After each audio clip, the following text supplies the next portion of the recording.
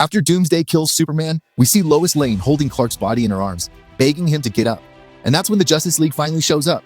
But it's too late.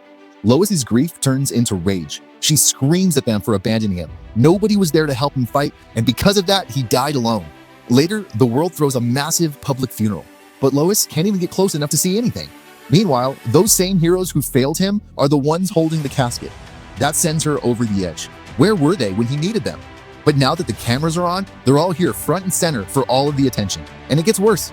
People start selling Superman merch. Lex Luthor even builds a golden statue, pretending that he ever cared. Every sacrifice Clark made, every life he ever saved, it just seems meaningless to Lois now. So she goes to the Fortress of Solitude. She wants to store Clark's torn cape, maybe try to find some sort of closure. And that's when everything changes. An explosion reveals the Eradicator, a Kryptonian entity designed to resurrect Superman if it was ever necessary.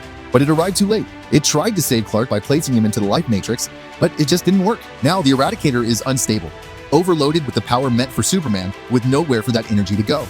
So Lois makes a choice. She tells the Eradicator to use her instead, and it warns her that she'll probably die, but at this point, she just doesn't care. Seconds later, a blinding explosion rips through the fortress. Lois survives. She emerges with Superman's powers and a suit made from his cape. But she doesn't continue his legacy. She rewrites it.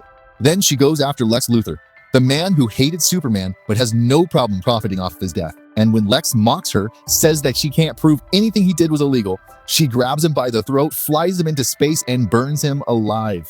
Then Lois starts hunting every villain on the planet. And that's when Batman steps in. She tells him that she's only doing what he was too weak to do.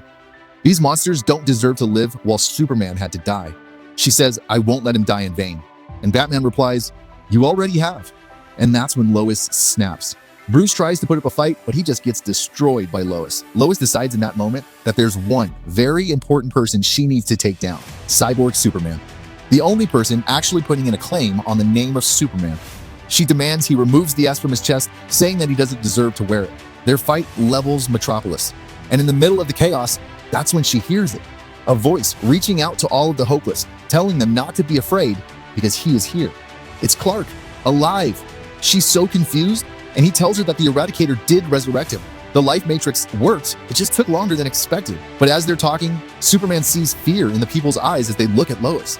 You can see the shock in his eyes as he looks at her and asks, why? Before she could answer, Cyborg Superman returns with a bomb full of kryptonite gas and sets it off. Lois is able to survive because of her half-human side, but Superman doesn't. He dies in her arms again. But this time, he dies knowing Lois betrayed everything he stood for. And that is just so much worse.